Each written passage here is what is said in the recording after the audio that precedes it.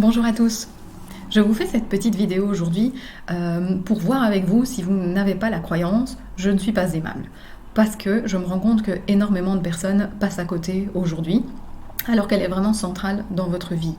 Donc typiquement, une croyance, pour refaire le point, je sais que dans beaucoup de milieux, type développement personnel, c'est très vite vu comme quelque chose de négatif. On parle de croyances négatives, limitantes. Ce ne sont pas forcément des mauvais termes, mais ce sont des termes qui induisent vite en erreur, qui induisent le fait que c'est peut-être de votre faute et que vous devriez y remédier. Donc déjà, faisons le point là-dessus. Une croyance, ce n'est jamais qu'un résultat, une généralisation de quelque chose qui s'est passé dans votre passé. Donc on va se limiter à cette vie-ci dans un premier temps, c'est déjà très bien. Typiquement, il y a des personnes aujourd'hui qui me disent « Mais Leslie, moi, mon enfance, elle n'a pas été compliquée, j'ai pas besoin d'une thérapie. » Effectivement, en plus les mots thérapie, les psychothérapies, les psychologues, ça fait vite peur. Mais rendez-vous bien compte que si vous êtes à l'âge adulte et que vous revoyez votre enfance depuis votre âge adulte, vous allez dédramatiser beaucoup de choses. Mais si vous vous remettez dans la peau d'un enfant de 3 ans, de 6 ans, de 10 ans, vous ne vivez vraiment pas les choses de la même façon. Et donc typiquement, si vous avez eu dans votre passé, pour parler de cette croyance « je ne suis pas aimable », des parents ou un des parents qui ne vous a pas montré d'affection, probablement qu'ils vous aiment quand même parce qu'ils ont fait comme ils ont pu, et donc typiquement vous allez avoir tout le repas été mis sur la table tous les soirs, il y avait toujours à manger, il y avait quelqu'un pour vous aider à faire votre devoir, acheter des vêtements, vous ramener à la fin de l'école chez vous. Le fait est que tout ça, c'est de l'éducation qui sur papier est très bien, c'est très culturel ce type d'éducation-là, c'est par chez nous en France, en Belgique, on voit beaucoup ce type d'éducation qui quelque part est assez froide, c'est-à-dire que sur papier on n'a rien à reprocher, mais une fois qu'il s'agit de parler émotion avec les personnes, en général, un enfant a besoin d'une co-régulation. À chaque fois qu'il y a quelque chose de compliqué, il a besoin d'être rassuré. Alors vous allez me dire, oui, mais sans doute que si vous pleuriez, vos parents, ils venaient quand même vous aider. Oui, dans les gros cas. Mais de manière générale, dans tous les plus petits cas qui se sont présentés dans votre vie, il y avait personne pour vous vraiment vous manifester de l'affection, une certaine... Parfois, c'est lié aux frères et sœurs aussi. C'est-à-dire, il y avait quelqu'un qui vous montrait de l'affection jusqu'à un certain âge, et puis hop, il y a un enfant plus jeune qui est arrivé, et puis vous étiez le grand qui devait se débrouiller tout seul. Et donc aujourd'hui on se retrouve avec des personnes qui ne regardent pas leur enfance du point de vue, ils ne le regardent qu'à partir de leur âge adulte et ils n'essayent pas de se remettre dans la peau de l'enfant. Et c'est normal parce que la plupart du temps vous aurez développé des mécanismes pour contourner ces problèmes-là, un peu des mécanismes de survie qui sont bon, moi j'ai pas besoin de ça pour me sentir bien en tant qu'enfant.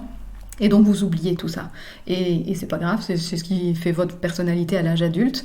Mais typiquement, il faut se rendre compte que si vous ne travaillez pas ce genre de croyance, si vous avez développé la croyance « je ne suis pas aimable », qui vient du fait que un de vos parents on va dire, ne vous montrez pas d'affection, vous avez des conséquences à l'âge adulte, ça se poursuit. Et comme vous avez la croyance « je ne suis pas aimable », vous allez avoir, typiquement par exemple en vie amoureuse, pas de vie amoureuse, vu que vous croyez que vous n'êtes pas aimable. Ou alors vous allez avoir une vie amoureuse compliquée, où les seuls hommes qui vous attirent, que vous trouvez intéressants, sont ceux qui vous confirment votre croyance.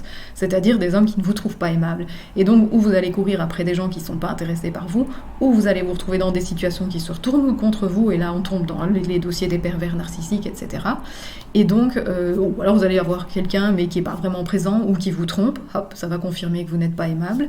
Et donc il faut se rendre compte que, typiquement dans la vie amoureuse, mais ça peut être dans d'autres domaines de vie, vous allez avoir des éléments de votre vie extérieure qui vont confirmer vos croyances. Et donc ici, moi, ce que je fais beaucoup en thérapie avec les personnes, c'est aller chercher là où les sources dans le passé qui génèrent cette croyance-là, et le fait de travailler le passé, on coupe le lien de connexion traumatique, nous on parle de ça, entre le passé et le présent, ce qui fait que votre présent va enfin, et votre futur va enfin se dérouler de façon plus fluide dans différents domaines de vie. Donc voilà, je voulais quand même attirer l'attention sur ce point-là, qui en général passe complètement inaperçu, et qui concerne vraiment beaucoup de monde. Donc si vous êtes concerné par la vidéo, j'espère que ça vous aura interpellé. Si vous pensez que, et il y en a probablement beaucoup dans votre entourage, si vous pensez que d'autres personnes auraient intérêt à entendre ça, n'hésitez pas à envoyer cette petite vidéo aux personnes en question.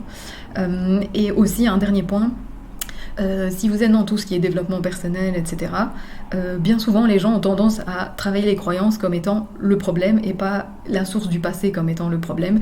Et donc si vous avez des personnes qui vous disent « Ah mais moi j'y travaille », mais ça donne pas de résultat, ça va être typiquement des personnes qui vont tomber dans les affirmations positives, où elles vont se répéter tous les matins, peut-être juste l'inverse, « Je suis aimable », etc. Ou alors elles vont mettre en place différentes stratégies en surface, mais qui ne traitent que la croyance et jamais là où les sources sous-jacentes. Donc attention aussi, parce que dans le meilleur des cas, ça marche pas, et dans le pire des cas, ça fait quelque chose de pire que mieux. C'est-à-dire qu'il y a des personnes, elles vont tomber dans tout ce qui est loi d'attraction, etc. Et donc elles vont finir par croire que si elles n'arrivent pas à manifester ce qu'elles veulent dans leur vie, c'est de leur faute. Et donc, non seulement ça n'a pas fonctionné, mais en plus, en général, ça leur rajoute une couche de culpabilité ou de honte ou d'émotions négatives qui les enfoncent encore un petit peu plus loin au fond du trou. Donc, si vous êtes dans ces milieux-là, faites bien attention de ne pas vous culpabiliser et vous rajouter d'autres émotions qui vont dans le sens où finalement votre vie ne va pas mieux et c'est encore pire et ça renforce certaines de vos autres croyances du style je ne suis pas assez bien. Donc voilà, soyez indulgents avec vous-même, mais soyez aussi attentifs à ne pas passer à côté de certaines choses qui pourraient réellement vous aider à aller mieux. Donc voilà, j'espère que cette vidéo vous aura aidé ou pourra aider un de vos proches et je vous retrouve bientôt pour une nouvelle vidéo.